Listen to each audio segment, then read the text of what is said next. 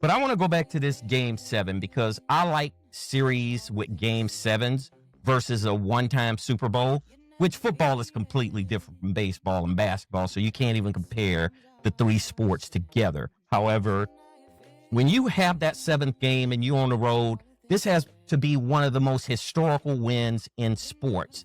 And why I say that is Toronto wasn't going to lose this game at home. They didn't anticipate losing this game at home. And you should have saw how devastated their fans were and how devastated their coach, manager, John Snyder. He just was baffled because at the end of the day, I would say 4 players stepped in and pretty much saved this game for the Dodgers, you know? And with Yoshinobu Yamamoto being the first player to pitch 3 games, and those innings that he pitched, he was very effective.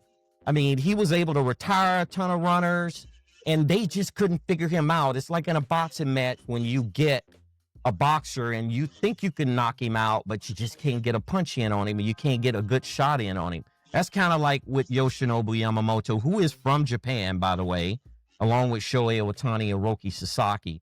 So to summarize this whole thing, I would just say this. I am so proud of the Los Angeles Dodgers organization because it is one of the most classiest organizations in sports. Starts out with Mark Jacob, the owner.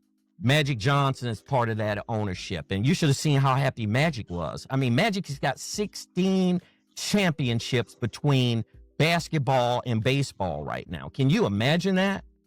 How blessed that brother is to have all of those championships, and for the Dodgers to pull that thing out on Saturday was just amazing. So you guys got anything to chime in on that with? Well, I just second what you're saying, man. You know, when you surround yourself with a group of good people and smart folks, man, this is the outcome, DC. You know it. I'm so proud of him too, man. And I mean, look at the things that he's even doing with Washington.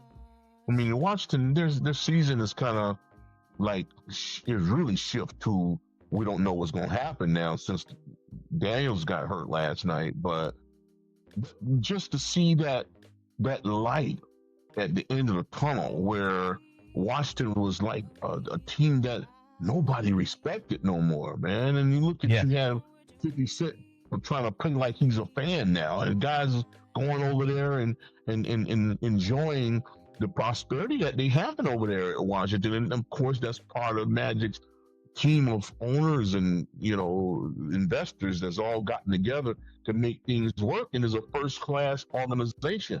And to see what the Dodgers doing, I mean, winning championships back-to-back like that, you know, how often can you do that? You just can't. You got so many teams that's never won a championship. Absolutely. You know, you got people, and then they're doing it back-to-back, and it's like no chance of them going backwards. I mean, they spend the type of money bringing in players that they need and losing coaches, and they still remain on top, and that's difficult all in itself. So yeah, I'm actually proud of them, man. I'm proud of them, and I know you live over there and you a fan and you say all the beautiful things about what's going on with the Dodgers, and rightfully so. You're correct on it.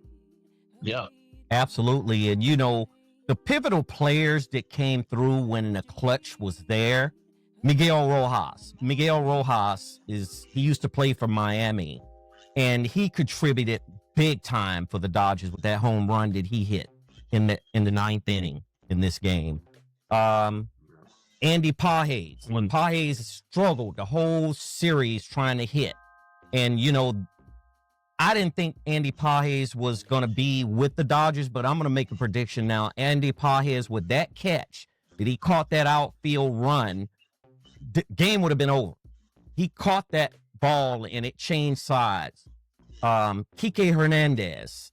I mean, I could keep going on and on and on and on and on. I could name these players off. Freddie Freeman, you know, Max Muncy, Mookie came through. That last play that Mookie threw to first base on that double, come on, man. The Dodgers has got it going on. They're trying to go for a three-peat, and who knows what may happen. However, it's very difficult to do back-to-back, just like Isaah just stated. And, man, I'm proud to be a Dodgers fan today. and I'm going to sport my gear all day. I'm proud. You should have seen all the people wearing Dodgers gear around the city over the weekend. All the sports bars were packed with people with Dodgers gear on. And when you have a team, when you have a sports franchise that wins, it makes the whole city feel better about things. I mean, people can be proud of their team because they won and they went to that highest level to compete and they won. And it makes everybody else, it inspires people. It gives you motivation to do in your own life what these guys did as a team, and they never gave up. They were pretty much, when they went back to Toronto, they were down 1. And look, I didn't even feel like they were going to win this series, but they did. So congratulations, Los Angeles Dodgers. We're so happy to have you here as a team. And we love all of the players. We love the front office for the Dodgers, the ownership, and Dodger Stadium is historical. When you guys come to Los Angeles, we are going to a Dodgers game. I'm going to make sure you guys come during baseball season where we can go watch these guys play at the highest level.